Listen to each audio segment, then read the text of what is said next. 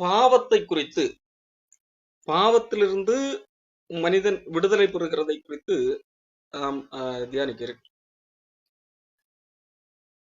பாவம் எதுவென்று சொல்லி பொதுவாக மனிதர்களுக்கு தெரியும். யோவான் புஸ்தகத்திலே 1 யோவான் 3ஆம் அதிகாரத்திலே யோவான் எழுதும் போது நியாயப்பிரமாணத்தை மீறுகிறதே பாவம் என்று சொல்லி அங்கே எழுதப்பட்டிருக்கு. பாவம் செய்கிற எவனும் நியாயப்பிரமாணத்தை மீறுகிறான், நியாயப்பிரமாணத்தை மீறுகிறதே பாவம் என்று சொல்கிறார். இப்படி வேதாகமம் எங்கு பார்த்தா கூட பாவத்துக்கென்று பல்வேறு விதமான விளக்கங்கள் இருக்கு. எது பாவம் என்று சொல்லி பட்டியல்களும் இருக்கு. எது எதெல்லாம் பாவம் என்று சொல்லி பட்டியல்களும் இருக்கு. அப்போ இந்த பாவத்தில் மனிதன் ஆதியிலே ஆதாமே விழுந்து போனான். அதன் பிறகு அவனூடாக பிறக்கின்ற எல்லாரும் பாவத்துக்கு அடிமைப்பட்டவர்களாக இயல்பாகவே மாற்றப்பட்டு விட்டார்கள். அதன் விளைவாக மனிதர்கள் பாவம் செய்கிறவர்களாக, பாவங்கள் பல செய்கிறவர்களாக மாறி போனார்கள். இப்போ அந்த பாவத்தை நிவர்த்தி செய்யும்படியாகத்தான் ஆண்டவர் இயேசு கிறிஸ்து பூமிக்கு மனிதனாக வர வேண்டியதாக மாறிட்டு. அதை குறித்துதான் லூக்கா புஸ்தகத்திலே இயேசு கிறிஸ்துவை குறித்து, இயேசு பிறப்பை குறித்து சொல்லும் போது, அவர் தம்முடைய ஜனங்களின் பாவங்களை நீக்கி ரட்சிப்பார் என்று சொல்லி சொல்லப்பட்டிருக்கு. லூக்கா புஸ்தகத்திலே இந்த வார்த்தையை நாம் காண முடியும்.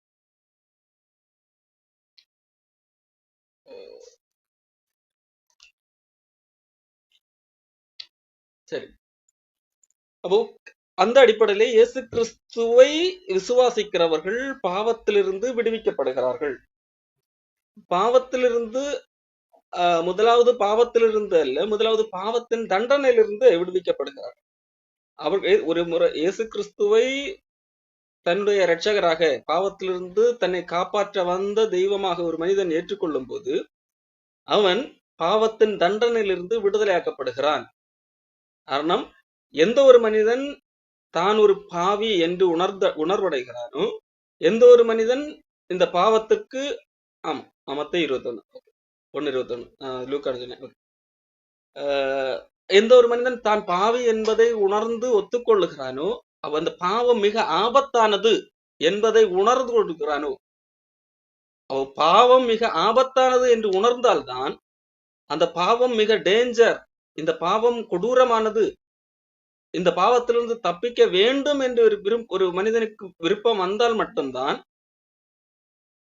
அவன் இதிலிருந்து ஒருவரை காப்பாற்றுவதற்கு எனக்கு தேவை என்பதை உணர்வான்.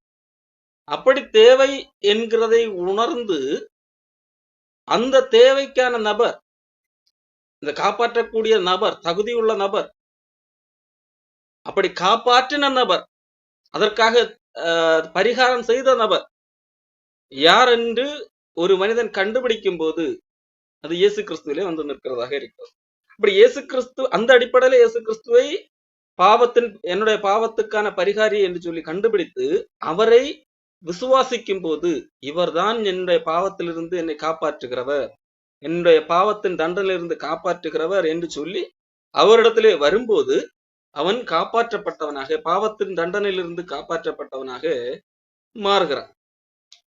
இந்த மனிதன் பாவத்தின் தண்டனையிலிருந்து காப்பாற்றப்பட்டு தேவனுடைய பிள்ளையாக, கிறிஸ்தவனாக தொடர்கிறான்.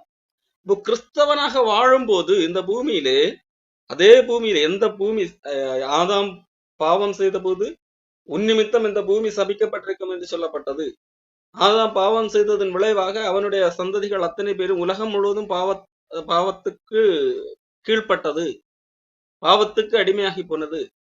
ஒரு மனிதன் இயேசு கிறிஸ்துவை ஏற்றுக்கொண்டு பாவத்தின் தண்டனையிலிருந்து விலக்கு பெற்ற பின்பு அந்த மனிதன் உடனடியாக இந்த பாவமான பூமியிலிருந்து மாற்றப்படுவது இல்லை. அல்லது ஆதாம் பாவம் செய்ததன் விளைவாக மரணத்தை சந்தித்த அந்த சரீரம், பாவ சரீரம், அந்த சரீரமும் மாற்றப்படவில்லை. மாறாக அதே பூமியில தான் தன்னுடைய வாழ்க்கையை தொடர வேண்டி இருக்கிறது. அதே பூமியில வாழ்க்கை தொடரும் போது தேவனால் காப்பாற்றப்பட்ட இயேசு கிறிஸ்துவால் காப்பாற்றப்பட்டவன் தான் அவன் மறுபடியும் அதே பாவ சரீரத்தோடு தான் வாழ்கிறான் எனும்போது அவன் மறுபடியும் இந்த பூமியிலே பாவங்கள் செய்ய நேரிடும். அப்போ இந்த பூமியிலே பாவங்கள் செய்ய நேரிடும் போது அப்போ பாவம் செய்தால், நான் சொல்வது இப்பொழுது கிறிஸ்தவர்கள், இயேசு கிறிஸ்துவால் ரட்சிக்கப்பட்டவர்கள் பாவங்கள் செய்தால் அவர்கள் என்ன நிலைமை அடைவார்கள் என்கிறதை குறித்து பல்வேறு விதமான எண்ணங்கள் கிறிஸ்தவர்களிடையே சொல்லப்படுவது உண்டு. அதிலே ஒன்று, ரட்சிக்கப்பட்ட ஒரு மனிதன் பாவம் செய்யும் போது அவன் அந்த ரட்சிப்பை இழந்து போவான் என்று சொல்லி சொல்வது உண்டு. அப்போ இது உண்மையா என்று கேட்டால் அல்ல. உதாரணத்திற்கு சில வசனங்களை அவர்கள் காண்பிப்பது உண்டு. கலாத்தியர் புஸ்தகத்திலே 5ஆம் அதிகாரம் 19ஆம் வசனத்திலிருந்து, மாம்சத்தின் கிரியைகள் வெளியரங்கமாயிருக்கின்றன. அவைகள் விபச்சாரம், வேசித்தனம், அசுத்தம், காம விகாரம், விக்கிரகாராதனை, பில்லிச்சூன்யம், பகைகள், விரோதங்கள், வைராக்கியங்கள், கோபங்கள், சண்டைகள், பிரிவினைகள், மார்க்கபேதங்கள், பொறாமைகள், கொலைகள், வெறிகள், களியாட்டுகள் முதலானவைகளை இப்படிப்பட்டவைகளை செய்கிறவர்கள் தேவனுடைய ராஜ்யத்தை சுதந்திரிப்பதில்லை என்று முன்னே நான் சொன்னது போல இப்பொழுதும் உங்களுக்கு சொல்லுகிறேன் என்று சொல்லி பவுல் சொல்லுகிறார். இந்த இடத்திலே பட்டியலிட்டதை போல வேதாகமத்திலே பல்வேறு இடங்களிலே பல்வேறு காரியங்களை பவுல் பட்டியலிட்டிருக்கிறார். உதாரணத்துக்கு 1 கொரிந்தியர் புஸ்தகத்திலே 6ஆம் அதிகாரத்திலே கூட 9ஆம் வசனத்திலிருந்து, அநியாயக்காரர் தேவனுடைய ராஜ்யத்தை சுதந்திரிப்பதில்லை என்று அறிகிறீர்களா? வஞ்சிக்கப்படாதீர்கள். வேசி மார்க்கத்தாரும், விக்கிரக ஆராதனைக்காரரும், விபச்சாரக்காரரும், சுயபுணர்ச்சிக்காரரும், ஆண்புணர்ச்சிக்காரரும், திருடரும், பொருளாசைக்காரரும், வெறியரும், உதாசீனரும், கொள்ளைக்காரரும் தேவனுடைய ராஜ்யத்தை சுதந்திரிப்பது இல்லை. அப்போ இந்த தவறு செய்கிறவர்கள் தேவனுடைய ராஜ்யத்தில் சுதந்திரிப்பது இல்லை. ஒவ்வொரு குறிப்பிட்ட பாவங்களை பட்டியலிட்டு இவைகள் மட்டும் செய்கிறவர்கள் அப்படி எடுத்துக்கொள்ளலாம் என்று கேட்டால் இல்லை. வேதாகமத்திலே பல்வேறு இடங்களிலே பல்வேறு பாவங்கள் எழுதப்பட்டிருக்கிறது. அதுல கோபம் உட்பட பகை, வைராக்கியம் எல்லாம் சின்ன மனிதன் சின்ன சின்ன பாவம் என்று நினைப்பதும் இருக்கும், மனிதன் பெரிய பாவங்கள் என்று சொல்லி என்ற அந்த லிஸ்டும் காணப்படும். அப்போ இந்த பாவங்கள் செய்கிற போது அவன் ரட்சிக்கப்பட்டவனாக இருந்தால் கூட அவன் பரலோகத்துக்கு போக முடியாது. அவன் ரட்சிப்பை இழந்த மனிதனாக மாறுகிறான். ஆகவே நீங்கள் பாவம் செய்யாமல் வாழ வேண்டும். இந்த பட்டியலிலே சொல்லப்பட்ட காரியங்களிலே ஒன்றும் செய்யாமல் வாழ வேண்டும் என்று சொல்லி போதிப்பதுண்டு. ஆகவே பாவம் செய்யக்கூடாது. பாவம் செய்தால் ரட்சிக்கப்பட்டிருந்தாலும் எங்கே போக வேண்டும்? நரகத்துக்கு போக வேண்டி வரும் என்று சொல்வது உண்டு. அப்போ இது ஒரு சரியான போதனையா என்று கேட்டால் இது சரியான போதனை அல்ல. காரணம், இங்கே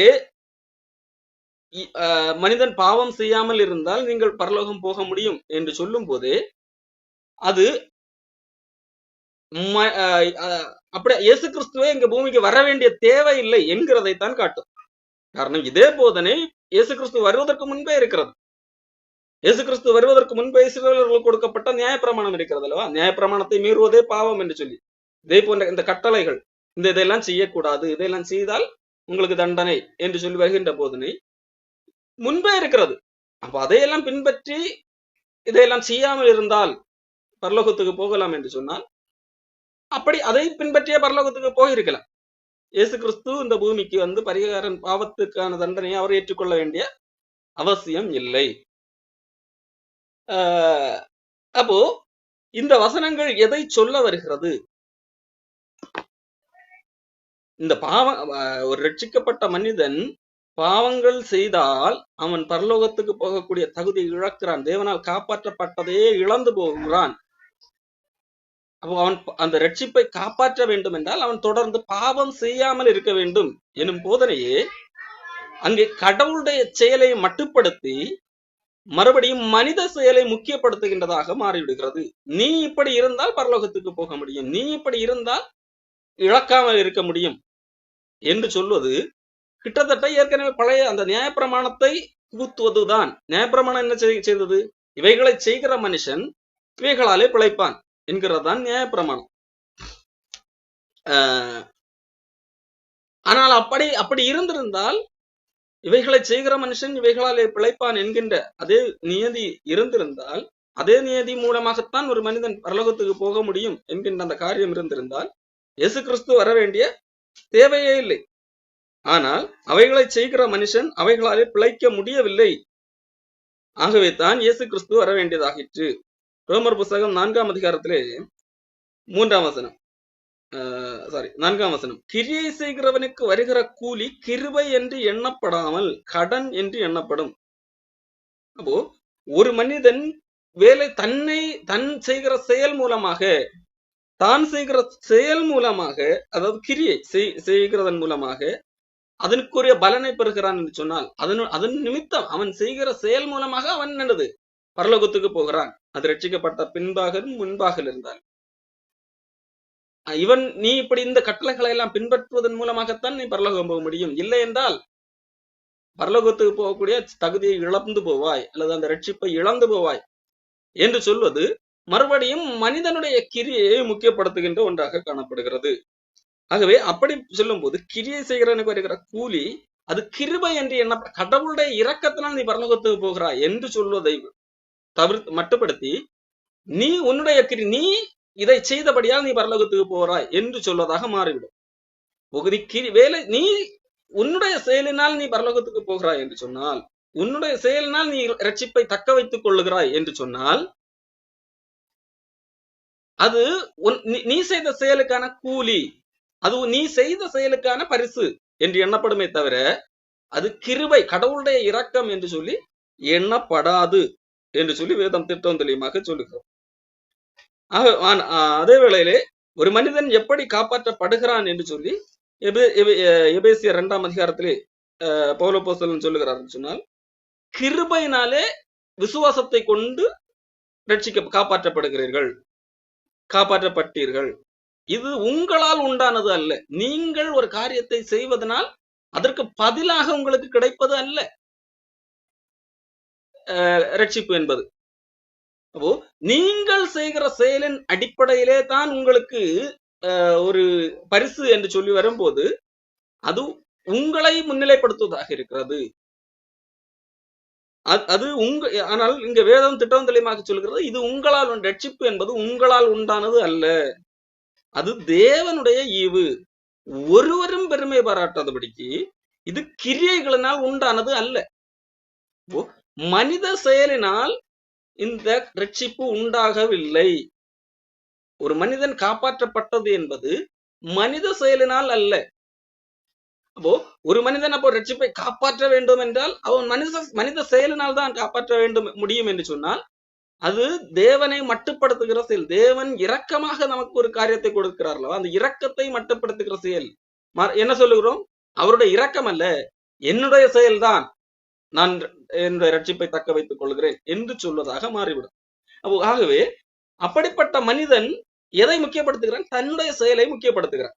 இதுல என்ன பிரச்சனை வருகிறது என்று சொன்னால், ரட்சிக்கப்பட்ட மனிதன் என்று சொல்லுகிறவர்கள் நான் பாவம் செய்யாமல் வாழ்ந்து இந்த ரட்சிப்பை தக்க வைத்துக் கொள்ள வேண்டும், இல்லை என்றால் ரட்சிப்பை இழந்து போவேன் என்று சொல்லுகிறவர்கள்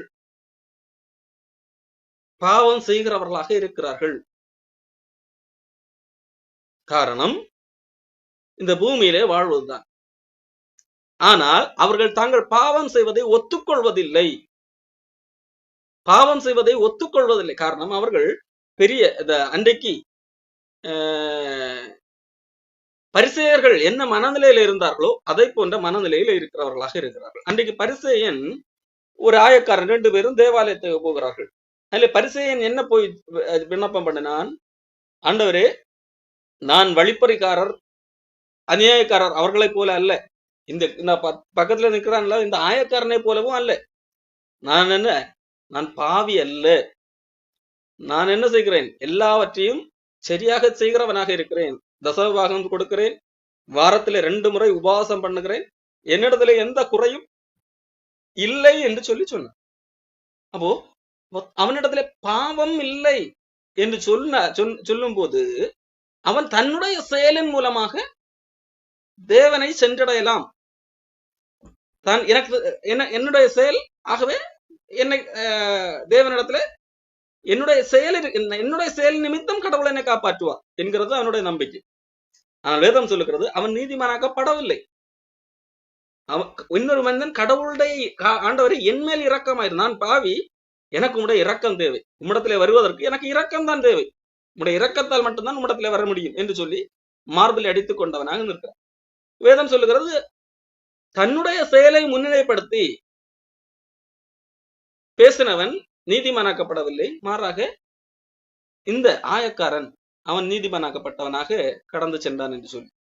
அதே போலதான் இயேசு கிறிஸ்துவிடத்திலே இன்னொரு மனிதன் வருகிறான். நித்திய ஜீவனை பெற்றுக் கொள்ளும்படியாக என்ன செய்ய வேண்டும்? கற்பனைகளை கைக்கொள். எந்த கற்பனைகள்? 10 கட்டளைகளை எல்லாம் சொல்லுங்க. நான் இதெல்லாம் சிறு வயதிலிருந்து பின்பற்றி வருகிறேன். அப்போ ஆண்டவர் என்ன சொல்லுகிறார்? அப்படியா? அப்போ நீ உன்னுடைய செயலின் அடிப்படையில நீ பரலோகம் என்று சொன்னாரா? இல்லை. ஆனா அப்போ அவனை பொறுத்த வரைக்கும் அவன் என்னது, எந்த குறையும் இல்லாதவன், எனக்கு தன்னுடைய செயல்களின் அடிப்படையிலே பரலோகம் செல்ல தகுதியானவன் என்கிறதன் அவனுடைய எண்ணிக்கையாக இருந்தது.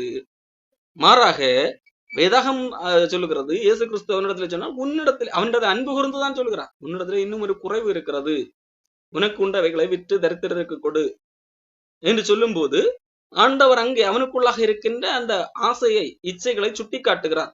உன்னால் அது முடியாது, அவனால் அது முடியாது. அப்போ அதை அவனுக்கு சுட்டி காட்ட விரும்புகிறார்.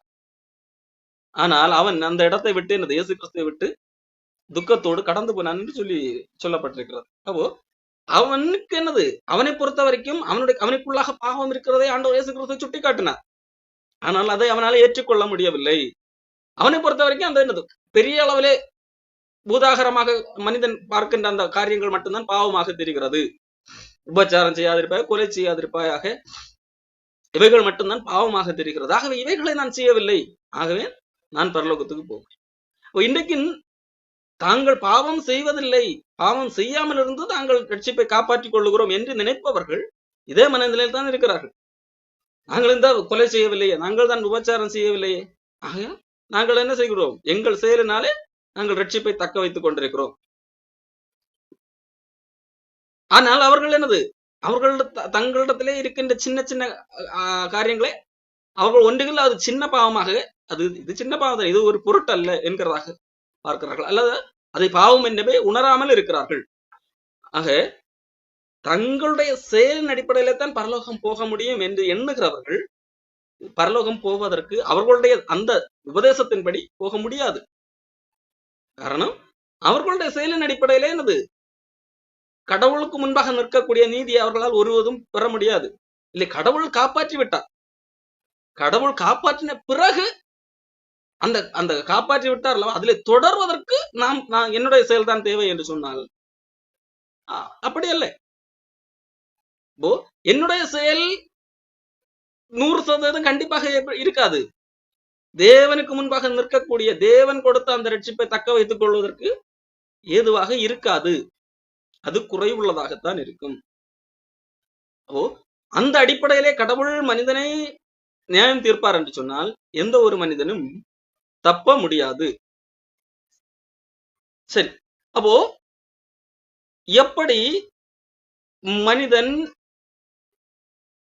பாவத்திலிருந்து, அதாவது கிறிஸ்தவராக மாறினபின் பாவத்தை மேற்கொண்டு வாழ்வது, இந்த உபதேசத்தின்படி வாழ்ந்தால், அதாவது பாவம் செய்தால் ரட்சிப்பை இழந்து விடுவாய் என்கின்ற அந்த பயத்தின் அடிப்படையில வாழ்ந்தால் அது சரியா இருக்குமா என்று கேட்டால் இல்லை என்பார். இன்னொரு காரியம் இருக்கிறது, நாம் ஏற்கனவே பார்த்தோம், இயேசு கிறிஸ்து நம்முடைய பாவத்தின் தண்டனை எல்லாம் முற்றிலும் அகற்றி விட்டார். ஆகவே நாம் என்னது, நாம் பாவத்துக்கு அடிமைகள் அல்ல, பாவம் நம்மை கட்டுப்படுத்தாது, நாம் பாவத்தின் தண்டனையை பெற முடிவதில்லை, நமக்கு பாவத்தின் தண்டனை இல்லை என்கின்ற உண்மை இருக்கிறது. அதே வேளையிலே ஆண்டவர் தான் நம்முடைய பாவங்களை மன்னித்து விட்டாரே, இந்த பாவம்தான் நம்மை ஒன்றும் செய்யாது என்று சொல்லி ஆண்டவருடைய கிருபையை லேசாக எடுத்துக்கொள்ளுகிற காரியம்.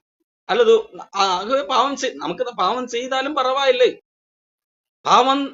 பாவத்தின் தண்டனையை அவர் மாற்றி விட்டார், நாம் செய்கிற செயல் அதை எந்த விதத்திலும் பாதிப்பை ஏற்படுத்த போவது இல்லை அது என்கின்ற அந்த உண்மையை ஆகவே நாம் பாவம் செய்யலாம் என்கின்ற காரியத்திற்காக உபயோகப்படுத்துகிறவர்கள். அவர்களை குறித்து யூதா சொல்லுகிறார். பொதுவான ரட்சிப்பை குறித்து நான் உங்களுக்கு எழுத கருத்துள்ளவனாக இருக்கையில் நான் வேறொரு காரியத்தை குறித்து எழுத தீர்மானித்தேன் என்று சொல்லி எழுதுகிறார். நம்முடைய தேவனுடைய கிருபையை காம விகாரத்துக்கு ஏதுவாக புரட்டி ஒன்றான ஆண்டவராகிய தேவனை நம்முடைய கர்த்தராகிய இயேசு கிறிஸ்துவை மறுதலிக்கிற பக்தியற்றவர்களாகிய சிலர் பக்க வழியாய் நுழைந்திருக்கிறார்கள் என்று. சிலர் எப்படி பேசுகிறார்கள்? ஆண்டவருடைய கிருபை இருக்கிறதா? அது உண்மைதான். அது அந்த உண்மையே பயன்படுத்தி ஆகவே நாம் எப்படி வேண்டுமானாலும் வாழலாம் என்கிறதற்கு எதுவாக போதிக்கிறார். ஆகவே உண்மையான ஒரு செய்தியைத்தான் சொல்லுகிறார்கள். அதை சொல்லி அதை புரட்டுகிறவர்களாக, காம விகாரத்துக்கு எதுவாக புரட்டுகிறவர்களாக இருக்கிறார்கள். ஆகவே பாவம் செய்யலாம். அதுதான் நம்முடைய செயல்கள் மூலமாக அல்ல, தேவனுடைய செயலின் மேல் உள்ள விசுவாசத்தால் தான் நாம் காப்பாற்றப்படுகிறோம். ஆகையால் நம்முடைய செயல்தான் எந்த பாதிப்பும் ஏற்படுத்த போவதில்லை. ஆகையால் நாம் எப்படி வேண்டுமானாலும் வாழ்ந்து விடலாம் என்கின்ற விதமாக தேவனுடைய கிருபை, கடவுள் இரக்கமாக நமக்கு கொடுக்கிற அந்த காரியத்தை நம்முடைய இச்சைக்கு, நாம் காம இச்சைக்கு அல்லது வேறு பாவ இச்சைக்கு ஏதுவாக அதை ட்விஸ்ட் பண்ணுகிறது, அதை மாற்றுவது, அதுவும் என்னது? பாவத்திலிருந்து ஒரு மனிதன் கடைசி வரைக்கும் விடுதலை பெற முடியாது. அதான் கடவுளுடைய செயல் தானே, என்னுடைய செயல் இல்லை. என்னுடைய செயல் அதை எந்த பாதிப்பு ஏற்படுத்த போகவில்லை. ஆகையா நான் பாவத்தில் தொடர்கிறேன் என்று எண்ணுவது, அது காம விகாரத்துக்கு எதுவாக புரட்டுகிறது.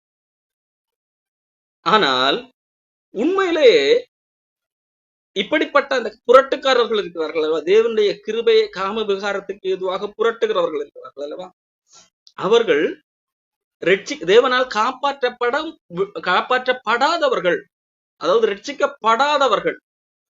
தேவனால் காப்பாற்றப்பட்டவர்கள் என்று சொன்னால் அப்படி அவர்கள் தேவனுடைய கிருபையை காம விகாரத்துக்கு எதுவாக புரட்ட மாட்டார்கள். தேவனுடைய செயலினால் தான் நான் பாவத்திலிருந்து விடுதலையாக்கப்படுகிறேன், என்னுடைய செயலினால் அல்ல, அது உண்மைதான் என்று சொல்லி உண்மையிலே தேவனால் காப்பாற்றப்பட்டவர்கள் எப்படி எண்ண மாட்டார்கள்? தான் தேவன் காப்பாற்றி விட்டாரே, நான் பாவம் செய்யலாம் என்று எண்ண மாட்டார். அதை குறித்து ரோமர் புஸ்தகத்திலே பவுலப்போஸ்தலன் எழுதி வைத்திருக்கிறார். ரோமர் புஸ்தகம் 6ஆம் அதிகாரத்திலே 1ஆம் வசனம், ஆகையால் என்ன சொல்லுவோம்? கிருபை பெருகும்படிக்கு, அதான் கிருபை என்று சொல்லப்படுகிறது, கடவுளுடைய இரக்கம் தான் என்று சொல்லப்படுகிறது. அப்படியானால் அந்த கிருபை இன்னும் பெருகும்படிக்கு பாவத்திலே நிலை நிற்கலாம். நாம் பாவத்திலே செய்யலாம், நாம் பாவம் செய்யலாம், நாம் பாவம் செய்து கொண்டே வாழலாம்.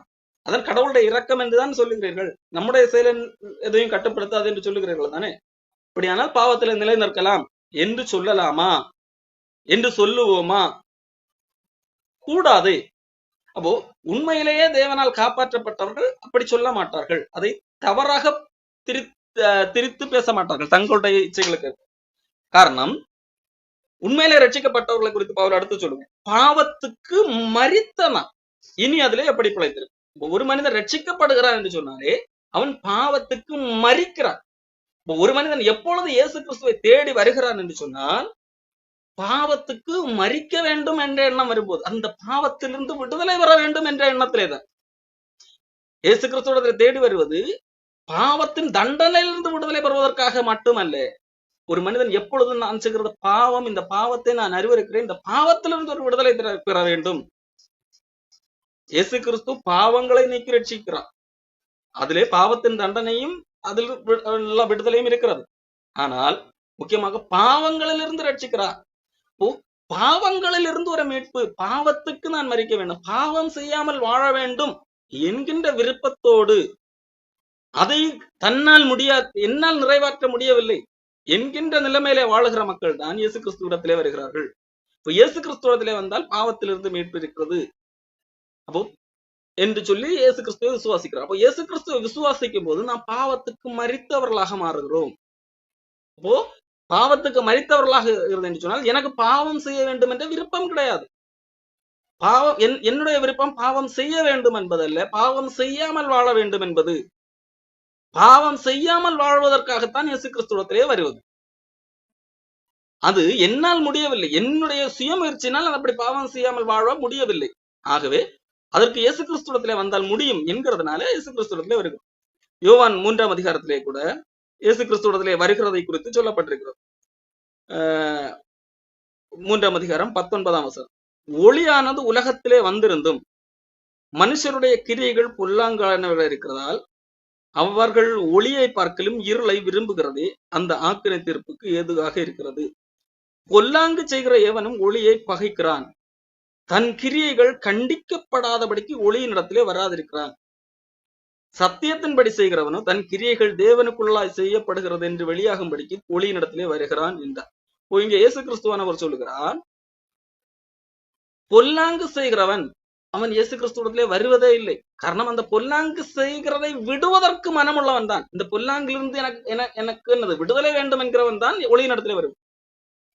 பொல்லாங்கு செய்கிறவன் தன் கிரியைகள் இயேசு கிறிஸ்துவத்திலே வந்தால் பொல்லாங்கு செய்கிறவனுடைய கிரியைகள் கண்டிக்கப்படும், இது தப்பு என்று சொல்லி உணர்த்தப்படும். அப்படி உணர்த்தப்பட விரும்பாதிருக்கிறவன் ஒளியின் இடத்துல உண்மையான ஒளியின் இடத்துல வரமாட்டான். அப்போ ஒருவன் ரட்சிக்கப்படுகிறான் என்று சொன்னால், அல்லது ஒளியின் இடத்திலே வருகிறான் என்று சொன்னால், பொல்லாங்கை விரும்பாத ஒருவன் அல்லது பொல்லாங்கு செய்கிறது கண்டிக்கப்பட்டாலும் பரவாயில்லை, இந்த பொல்லாங்கிலிருந்து ஒரு விடுதலை வேண்டும் என்று விரும்புகிறவன் அல்லது சத்தியத்தின்படி செய்கிறவன் அவன் தான் ஒளியின் இடத்திலே வருகிறான். அப்போ இயேசு கிறிஸ்துவிடத்திலே வருகிறதே பாவத்திலிருந்து விடுதலை பெறுவதற்காக. அப்போ அவன் பாவத்துக்கு மரிக்கிறான். ஆகவே பாவம் செய்யலாமா என்ற கேள்வியே அர்த்தமற்றதாக இருக்கிறது. இதுதான் பவுல் அங்கே சொல்லுகிறார். கிருபை பெருகும்படிக்கு பாவம் செய்யலாமா என்று இது குதர்க்கமாக இப்படி கேள்வி கேட்பதுண்டு அல்லவா? இந்த கேள்விக்கு பதிலே பாவம் செய்கிறார். பவுல் சொல்லுகிறார், பாவத்துக்கு மரித்தவன் எப்படிலாம் அதிலே வாழ முடியும்? வருகிறதே பாவத்திலிருந்து விடுதலை பெறுவதற்கு.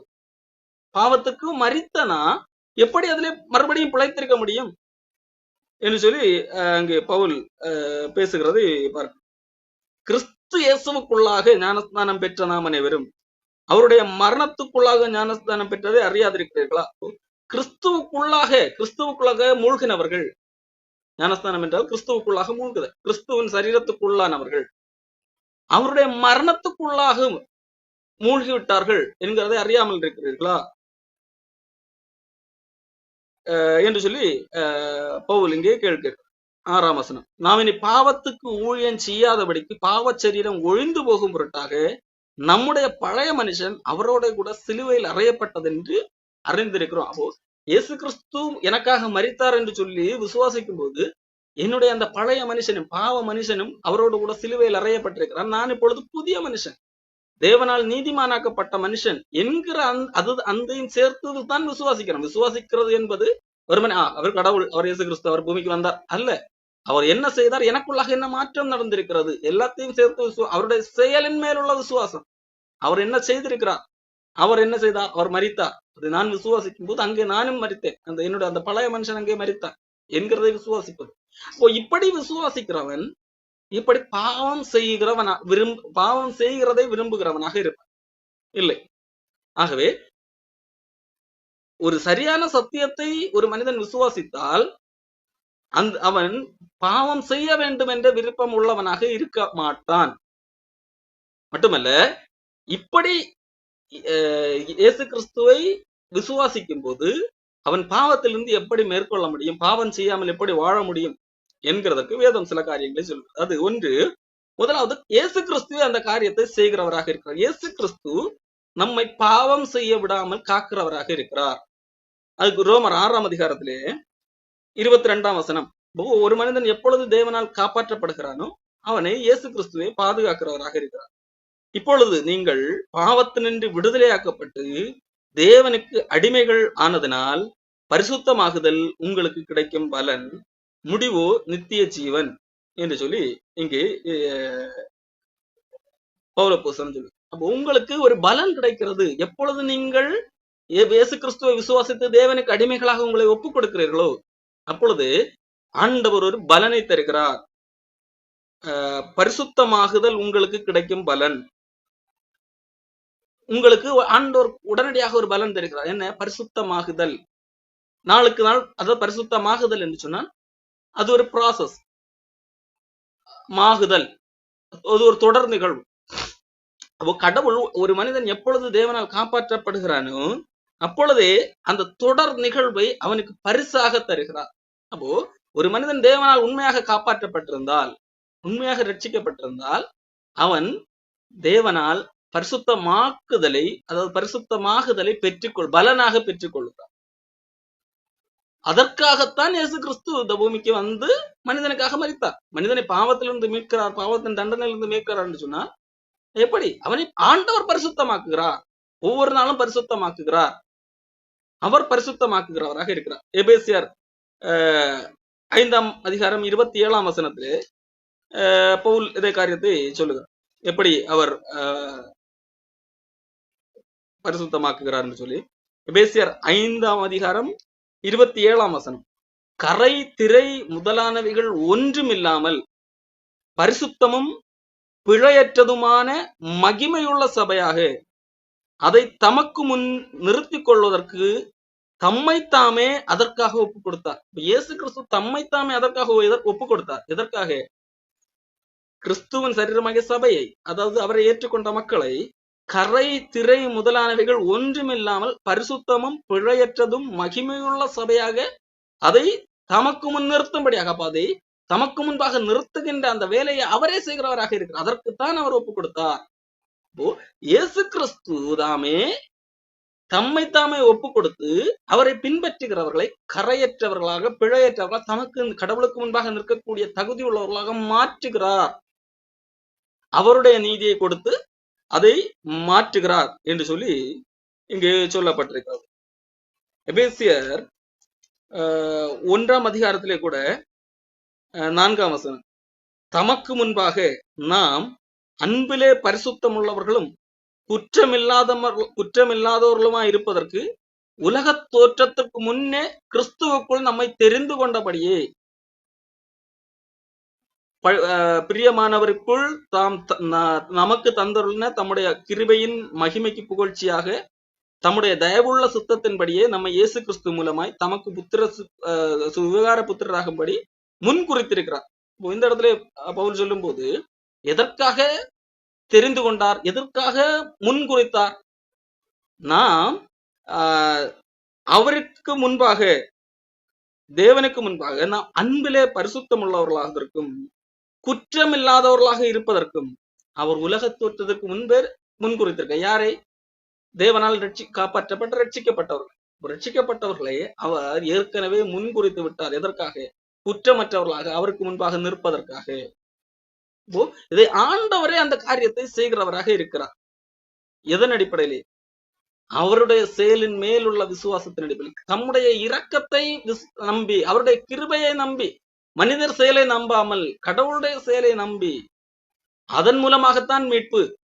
ஆண்டவரே, நான் பாவி, என்னால் முடியாது, ஆகவே உம்மிடத்திலே வந்திருக்கிறேன், நீர் உம்முடைய இரக்கத்தால் என்னை காப்பாற்றும் என்று சொல்லி கடவுளுக்கு தேவனுக்கு அடிமைகளாக ஒப்புக் கொடுத்ததன் விளைவு அவர் பரிசுத்தமாகுதலை பரிசாக தருகிறார். அவர் முடிவிலே கரை திரை அற்றவர்களாக தேவனுக்கு முன்பாக நிறுத்துகிறார் என்று சொல்லி சொல்லப்படும். இந்த அடிப்படையில கடவுள் கிரியை செய்கிறவராக இருக்கிறார். நாம் படித்த இந்த எபேசியர் 5ஆம் அதிகாரத்திலே கூட இன்னொரு காரியத்தையும் சொல்லுகிறேன். அந்த எபேசியர் 5ஆம் அதிகாரம் 26ஆம் வசனம், தாம் அதை திருவசனத்தை கொண்டு தண்ணீர் முழுக்கினாலே சுத்திகரித்து பரிசுத்தமாக்குகிறதற்கும் கரைதிரை முதலானவைகள் ஒன்றுமில்லாமல் பரிசுத்தம் பிழையற்றதுமான மகிமையுள்ள சபையாக அதை தமக்கு முன் நிறுத்திக் கொள்வதற்கும் தம்மைத்தாமே அதற்கு ஒப்புக் கொடுத்தார். இயேசு கிறிஸ்து தம்மைத்தாமே ஒப்புக் கொடுத்தார் என்று சொல்லுகிறார். கரைதிரை அற்றவர்களாக சுத்திகரித்து ஒப்புக் கொடுத்தார். அதற்கு முன்பாக சொல்லுகிற அந்த வார்த்தை, அதை திருவசனத்தை கொண்டு தண்ணீர் முழுக்கினால் சுத்திகரித்து பரிசுத்தமாக்குகிறதற்கும். ஆண்டவர் இங்கே எப்படி பரிசுத்தமாக்குகிறார்? திருவசனத்தை கொண்டு தண்ணீர் முழுக்கினால் சுத்திகரித்து பரிசுத்தமாக்குகிறார். அப்போ ஒரு சாதாரண சரீரத்தை சுத்திகரிப்பதற்கு தண்ணீரிலே முழுகுகிறோம், தண்ணீரிலே குளிக்கிறோம். அதை போல நம்மை பரிசுத்தமாக்குவதற்கு, தேவனுக்கு முன்பாக கரைதுரையற்றவர்களாக பரிசுத்தமாக்குவதற்கு அவர் திருவசனத்தை கொண்டு, அதாவது தண்ணீரில் நாம் குளிப்பதை போல திருவசனத்தை கொண்டு நம்மை பரிசுத்தமாக்குகிறார் என்று சொல்லி இங்கே எபேசியர் புஸ்தகத்திலே பவுல் அப்போஸ்தலன் சொல்றார். அப்போ இங்கே ஆண்டவர் நம்மை பரிசுத்தமாக்குவதற்கு அவருடைய வார்த்தையை பயன்படுத்துகிறவராக இருக்கிறார். அவருடைய வார்த்தையை கொண்டுதான் நம்மை பரிசுத்தமாக்குகிறார். ஆண்டவர் எப்படி பரிசுத்தமாக்குகிறார் என்று சொல்லி நாம் பார்த்தோம். இங்க ஆண்டவர் பரிசுத்தமாக்குகிறார். அதிலே மனிதனையும் என்னது, மனிதனையும் ரட்சிக்கப்பட்ட மனிதனையும் அவர் பங்கு பெற செய்கிறவராக இருக்கிறார். எப்படி எனில், மனிதனுக்கு அப்படிப்பட்ட ஒரு விருப்பத்தை கொடுக்கிறவராக அவர் இருக்கிறார். பிலிப்பியர் 2ஆம் அதிகாரம் 13ஆம் வசனம், தேவனே தம்முடைய தயவுள்ள சித்தத்தின்படி விருப்பத்தையும் செய்கையையும் உங்களில் உண்டாக்குகிறவராக இருக்கிறார். ஆண்டவர் மனிதனை சுத்திகரிக்கிறார் என்று சொல்லி பார்க்கிறது. ஆனால் அதை மனிதன் மூலமாக, மனிதனுக்குள்ளாக அவர் நல்ல விருப்பங்களை கொடுத்து ஆண்டவருக்கு பிரியமாக வாழ வேண்டும், ஆண்டவர் விரும்புகிற வாழ்க்கையை வாழ வேண்டும் என்று சொல்லி, ஆண்டவர் எதிர்பார்க்கிற அந்த பரிசுத்தத்தை நான் அடைய வேண்டும் என்கின்ற அந்த விருப்பத்தையும் மனிதனுக்குள்ளாக ஆண்டவர் கொடுக்கிறார். தம்முடைய தயவுள்ள சித்தத்தின்படியான அந்த விருப்பத்தையும் செய்கையும் உண்டாக்குகிறவராக இருக்கிறார் என்று சொல்லி பார்க்கிறோம். ஆகவே தான் வேதாகமத்திலே யோவான் தைரியமாக ஒரு வசனத்தை சொல்ல முடிகிறது. 1 யோவான் 3ஆம் அதிகாரத்திலே ரட்சிக்கப்பட்டவர்களை குறித்து யோவான் ஒரு முக்கியமான ஸ்டேட்மெண்டை சொல்லுகிறது. தேவனில்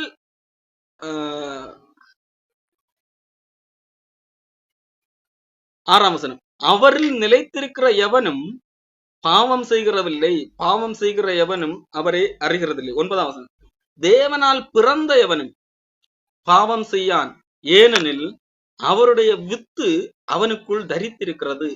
அவன் தேவனால் பிறந்தபடியினால் பாவம் செய்ய மாட்டான். பாருங்கள் எப்படி இந்த வார்த்தைக்குள்ளது. ஒரு மனிதன் தேவனால் பிறந்திருக்கிறான், ரட்சிக்கப்பட்டிருக்கிறான், ஆகையால் அவன் பாவம் செய்யான். மாறாக ஒரு மனிதன் பாவம் செய்யாமல் வாழ்ந்தால் அவன் தேவனுடைய பிள்ளையாக மாறுவான் என்கிறது அல்ல. புரிந்து கொள்ள வேண்டும் வித்தியாசத்தை. நீ பாவம் செய்யாமல் வாழ்ந்தால் நீ தேவனுடைய பிள்ளையாக மாறலாம் என்கிற அந்த ஸ்டேட்மெண்ட்டுக்கும், நீ தேவனுடைய பிள்ளை ஆகையால் உன்னால் பாவம் செய்ய முடியாது என்று சொல்வதற்கும் பெரிய வித்தியாசம் உண்டு. யோவான் என்ன எழுதுகிறார்? தேவனால் பிறந்தவன், ரட்சிக்கப்பட்டவன் பாவம் செய்ய மாட்டான். அவன் பாவம் செய்யாததுனால் அவன் ரட்சிக்கப்படவில்லை, மாறாக ரட்சிக்கப்பட்டதுனால் அவனால் பாவம் செய்ய முடியாது. தேவனால் பிறந்திருக்கிறார், தேவனுடைய வித்து அவனுக்குள்ளாக இருக்கிறது.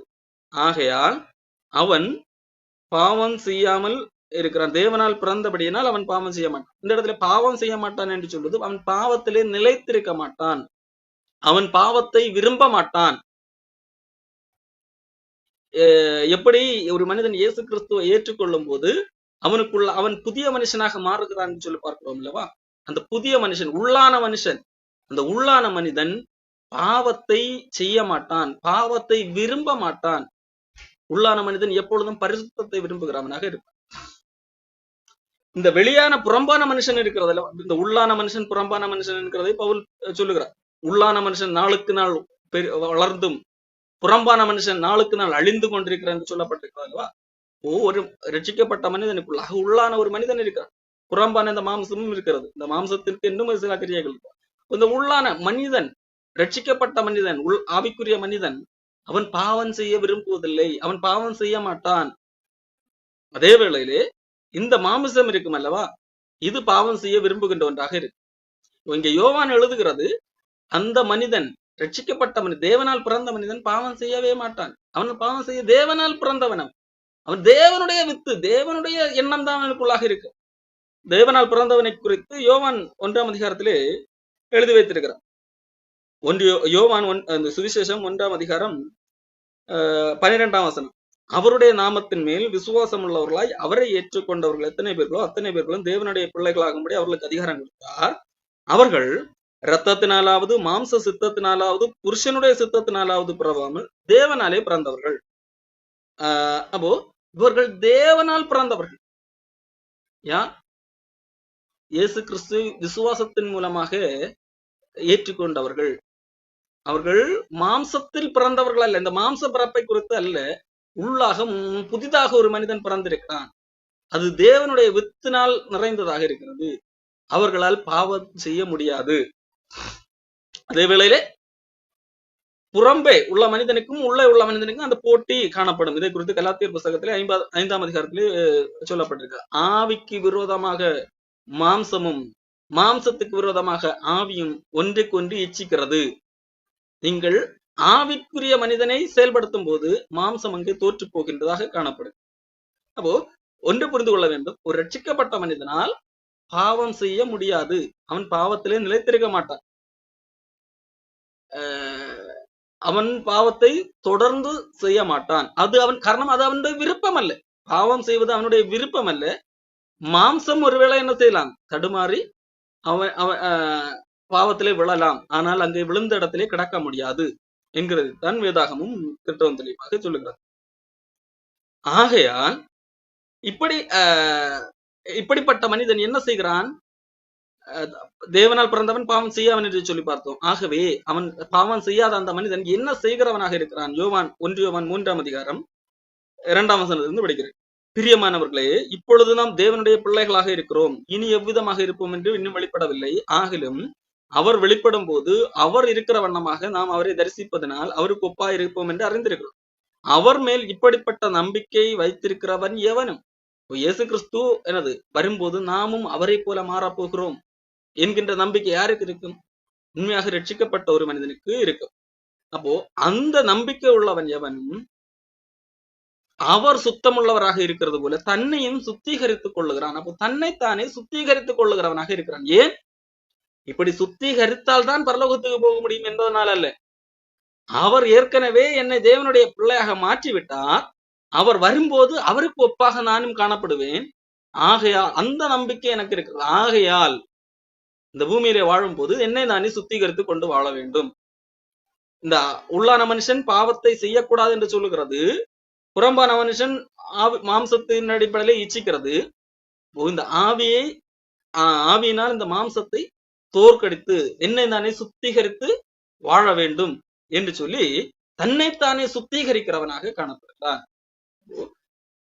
தேவனால் பிறந்தவன் அல்லது நான் தேவனுடைய பிள்ளையாக இருக்கிறேன், இனி அவர் வரும்போது அவரை போல நான் காணப்படுவேன் என்கின்ற நம்பிக்கை உள்ளவன் தன்னைத்தானே அந்த அடிப்படையிலே தன்னைத்தானே சுத்திகரித்துக் கொள்ளுகிறவனாக இருக்கிறான்.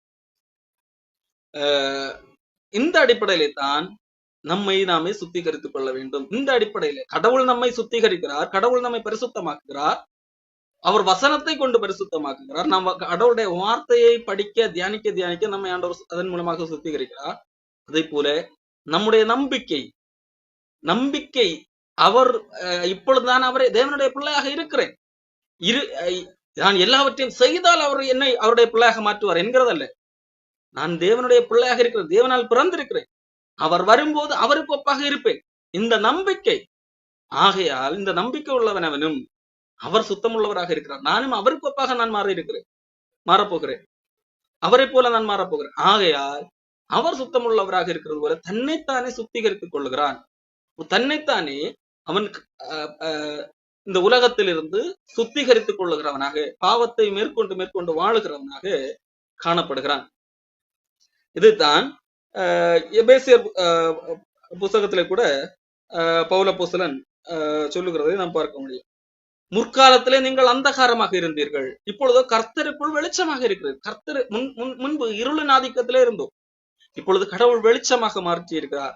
ஆகையால் வெளிச்சத்தின் பிள்ளைகளாக நடந்து கொள்ளுங்கள் என்று சொல்லி, அப்போ கடவுள் அந்தகாரத்தில் இருட்டிலே இருந்த, இருளின் ஆதிக்கத்திலே இருந்த, பாவத்துக்கு அடிமையாக இருந்த, நரகத்துக்குரியவர்களாக இருந்த, அக்கிரமத்தினால் பாவத்துக்கு மரித்திருந்த நம்ம இப்பொழுது வெளிச்சத்தின் பிள்ளையாக மாற்றி இருக்கிறோம், தேவனுடைய பிள்ளையாக மாற்றி இருக்கிறோம். ஆகையால் வெளிச்சத்தின் பிள்ளைகளாக, தேவனுடைய பிள்ளைகளாக நடந்து கொள்ளுகிறோம். இந்த அடிப்படையிலே பாவத்தை மேற்கொள்ள முடியும் என்று சொல்லி நாம் பார்க்கிறோம். அதையும் மீறி நாம் பாவத்திலே விழும்போது, நான் சொன்னேன் அல்லவா, ஆவி மாம்சத்துக்கு விரோதமாகவும் மாம்சம் ஆவிக்கு விரோதமாகவும் போராடுகிறது என்று சொல்லி, இந்த போராட்டத்திலே மாம்சம் சில வேளைகளிலே வெற்றி பெற வாய்ப்புண்டு, அதாவது பாவத்திலே விழுந்து போக வாய்ப்புண்டு. அப்போ இந்த பாவத்திலே விழுகிற, இந்த அதாவது பாவம் செய்கிற ரட்சிக்கப்பட்ட பிறகு பாவம் செய்யாமல் இருப்பதுதான் அவர்களுடைய விருப்பமாக இருக்கும், பாவத்தை மேற்கொண்டு வாழ்வதுதான் விருப்பமாக இருக்கும். கடவுள் அந்த விருப்பத்தை தந்திருக்கிறார். ஆனாலும் அந்த விருப்பத்தையும் மீறி இந்த மாம்சத்தின் இச்சைகள் சில வேளைகளிலே வெற்றி பெறுவது உண்டு. அப்படிப்பட்ட சூழல்லே மனிதன் எப்படி காணப்பட வேண்டும், எப்படி ரட்சிக்கப்பட்ட மனிதன் என்றால் எப்படி காணப்படுவான் என்கிறதை பவுல் அப்போஸ்தலன் கொரிந்தியருக்கு எழுதின அந்த புஸ்தகத்திலே தெளிவாக சொல்லு.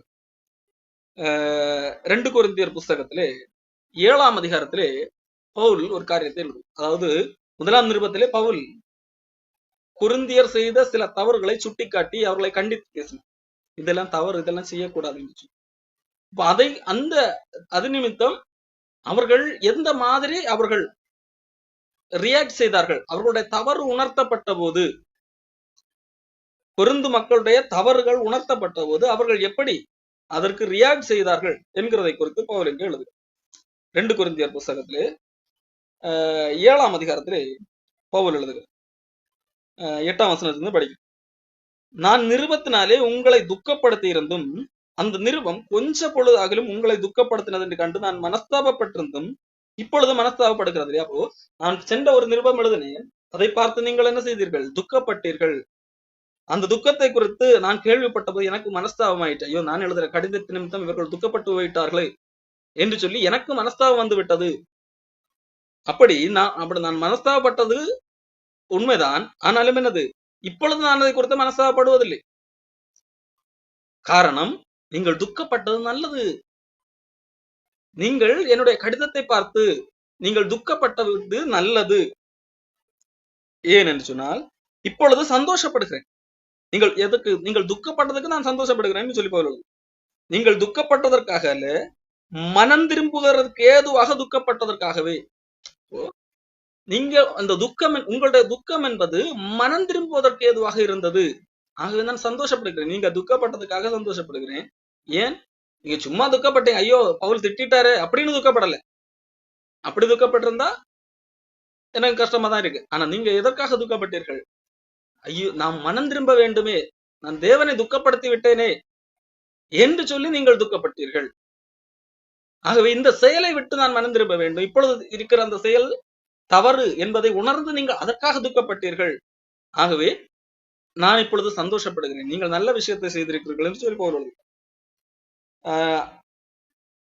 நீங்கள் ஒன்றிலும் எங்களால் நஷ்டப்படாதபடிக்கு தேவனுக்கு ஏற்ற துக்கம் அடைந்தீர்களே. நீங்கள் தேவனுக்கு ஏற்ற துக்கம் அடைந்தீர்கள். தேவனுக்கேற்ற துக்கம் பின்பு மனஸ்தாபப்படுகிறதற்கு இடமில்லாமல் ரட்சிப்புக்கு ஏதுவான மனம் திரும்புதலை உண்டாக்குகிறது. லௌகிக துக்கமோ மரணத்தை உண்டாக்குகிறது. பாருங்கள், நீங்கள் தேவனுக்கேற்ற துக்கம் அடைந்ததுண்டே, அது உங்களிடத்தில் எவ்வளவு ஜாக்கிரதையையும் குற்றந்தீர எவ்வளவு நியாயம் சொல்லுதலையும் எவ்வளவு வெறுப்பையும் எவ்வளவு பயத்தையும் எவ்வளவு ஆவலையும் எவ்வளவு பக்தி வைராக்கியத்தையும் எவ்வளவு கண்டிப்பையும் உண்டாக்கிற்று. இந்த காரியத்திலே நீங்கள் எல்லா விதத்திலும் உங்களை சுத்தவான்கள் என்று விளங்க பண்ணினீர்கள் என்று சொல்லி பவுல். அப்போ நீங்கள் தேவனுக்கேற்ற துக்கம் அடைந்தீர்கள்.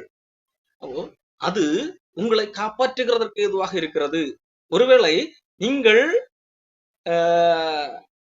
உங்களுடைய தவறு உணர்த்தப்பட்ட போது லௌகிக துக்கம் அடைந்திருந்தால், லௌகிக துக்கம் என்று சொன்னால், ஐயோ இந்த உலகத்திலே என்னுடைய பெயர் கெட்டு போய்விட்டது, பவுல் இப்படி திட்டி பேசுகிறாரு, இப்படி திட்டி கடிதம் எங்களை திட்டி இப்படி கடிதம் எழுதி இருக்கிறாரு, இந்த கடிதத்தை பார்க்கிறவர்கள் எல்லாம் எங்களை பற்றி என்ன நினைப்பார்கள், இந்த கடிதத்தை பார்க்கிறவர்கள் மத்தியிலே எங்களுடைய பெயர் நாரடிக்கப்பட்டு விடுமே என்று சொல்லி துக்கப்படவில்லை. அதுதான் லௌகிக துக்கம். பவுல் இந்த 2 காரியத்தை குறித்து எழுதுகிறார். தேவனுக்கேற்ற துக்கம், லௌகிக துக்கம் என்று சொல்லி. தேவனுக்கேற்ற துக்கம் பின்பு மனஸ்தாபப்படுகிறதற்கு, அதாவது பின்பு எதிர்காலத்திலே மனஸ்தாபப்படுகிறதற்கு இடமில்லாமல் ரட்சிப்புக்கு ஏதோ மனம் திரும்புதலை உண்டாக்குகிறோம். அதே வேளையிலே லௌகிக துக்கம் என்பது இந்த உலகம் சார்ந்த துக்கம். இந்த உலகத்திலே என்னுடைய தவறு மாற்றம், என்னை பற்றி எல்லாரும் என்ன நினைப்பார்கள் என்று சொல்லி தங்களை குறித்த தங்களை மையப்படுத்தி வருகிற குற்றம், துக்கம். அப்போ அந்த துக்கம் மரணத்தை உண்டாக்குகிறது. உண்மையிலே ஒரு மனிதன் தேவனால் பிறந்தவனாக இருந்தால் அவன் தவறு செய்யும் போது ஆண்டவர் அதை உணர்த்துவார். காரணம், ஆண்டவர் கரைதிரையற்றவர்களாக தேவனுக்கு முன்பாக நிறுத்துவேன் என்று சொல்லி இருக்கிறார். அப்போ அவரை உணர்த்துகிறவராக இருக்கிறார். நேரடியாக உணர்த்துவார், வசனத்தை கொண்டு சுத்திகரிப்பார், அவர் ஆட்களை கொண்டு கூட வேண்டுமானால் பேசுவார், சூழ்நிலையை வைத்தும் பேசுவார். அப்படி ஆண்டவர் காண்பிக்கும் போது உண்மையிலே ரட்சிக்கப்பட்ட மனிதர்கள் தேவனுக்கேற்ற துக்கம் கொள்ளுவார்கள். தேவனுக்கேற்ற துக்கம் அது பல்வேறு விதமான காரியங்களை கொண்டு வருகிறது என்று சொல்லி நாம் பார்த்தோம். அது மனம் திரும்புதலை கொண்டு வருகிறது. இந்த செயலை விட்டு இந்த செயலை நான் விழுந்து விட்டேன், இந்த செயலை நீ செய்யக்கூடாது என்கின்ற ஒரு திரும்புதலை நமக்கு நேராக கொண்டு வருகிறதாக காணப்படுகிறது. அடுத்ததாக பல்வேறு காரியங்கள் சொல்லுகிறது. அது உங்களிடத்துல ஜாக்கிரதை உணர்வை கொண்டு வருகிறது. இனிமேல் இந்த மாதிரி செய்யக்கூடாது என்கின்ற ஒரு ஜாக்கிரதை எச்சரிக்கை உணர்வை கொண்டு வருகிறது. குற்றம் தீர எவ்வளவு நியாயம் சொல்லுதலையும் கொண்டு வருகிறது. அவ குற்றம் தீர்வதற்காக நியாயம் சொல்லிக் கொண்டிருக்கிறதை கொண்டு வருகிறது. எவ்வளவு வெறுப்பையும் அந்த செயலின் மீது ஒரு வெறுப்பை கொண்டு வருகிறது, பயத்தை கொண்டு வருகிறது, ஆவலை கொண்டு வருகிறது, பக்தி வைராக்கியத்தை கொண்டு வருகிறது.